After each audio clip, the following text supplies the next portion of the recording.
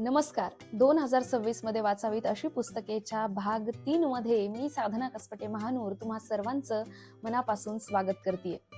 जर तुम्ही या सिरीजचे पहिले 2 एपिसोड पाहिले नसतील तर नक्की बघा, त्याची मी डिस्क्रिप्शन मध्ये लिंक दिलेली आहे. आणि त्याच सिरीजचा आजचा हा तिसरा भाग आहे. आजची पुस्तकं परदेशी साहित्याशी निगडित नाहीत, परंतु आता सोशल मीडियाचा जो काळ बदललेला आहे त्यात टिकून राहण्यासाठी आपण कुठल्या गोष्टी आत्मसात करायला हव्यात ॲज पर टेक्नॉलॉजी ते शिकवणारी 2 पुस्तकं मी तुमच्या सर्वांसाठी घेऊन आली.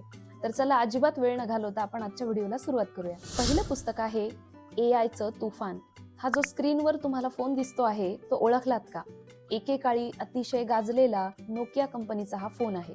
परंतु आज ही कंपनी किंवा त्यांचं हे मॉडेल कुठे आहे? ते कालबाह्य का झालेलं आहे असा कधी विचार केलाय का? कारण बदलत्या काळासोबत बदलणाऱ्या टेक्नॉलॉजी सोबत कोप अप करणं त्यांना जमलेलं नाही. म्हणून येत्या काळात जर टिकून राहायचं असेल तर येणाऱ्या प्रत्येक टेक्नॉलॉजीचा स्वीकार करता आला पाहिजे आणि त्या आत्मसात करता आल्या पाहिजेत. AI, ChatGPT, DeepSeek किंवा अशा असंख्य गोष्टींची ॲडिशन आता या सोशल मीडियाच्या काळात टेक्नॉलॉजीमध्ये झालेली आहे. AI, ChatGPT, DeepSeek किंवा अशा असंख्य ज्या नव्याने आलेल्या टेक्नॉलॉजीज आहेत त्या आपण समजून घेतल्या तरच आपण येणाऱ्या काळामध्ये सर्व्हाइव्ह करू शकू, अन्यथा कालबाह्य ठरू. या जग बदलणाऱ्या अनाकलनीय तंत्रज्ञानाची वाटचाल प्रत्येकाने वाचायलाच पाहिजे. दुसरं पुस्तक आहे AIच्या बटव्यातून. स्मार्टफोन प्रत्येकाकडेच असतो, पण त्याचा योग्य आणि पुरेपूर वापर प्रत्येकालाच करता येईल असं नाही.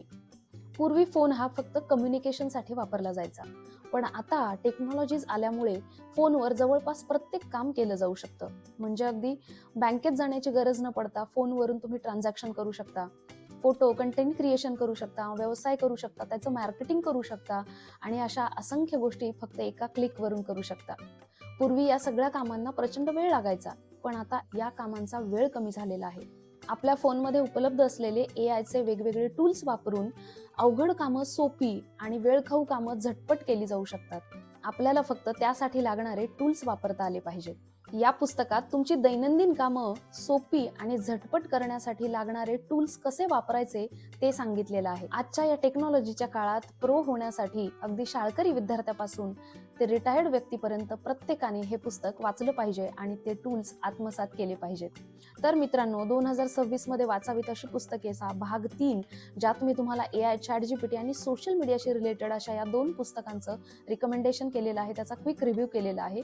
आय होप तुम्हाला या माहितीमुळे काही बेनिफिट्स होतील, याचा उपयोग होईल आणि तुम्ही ही पुस्तकं वाचाल.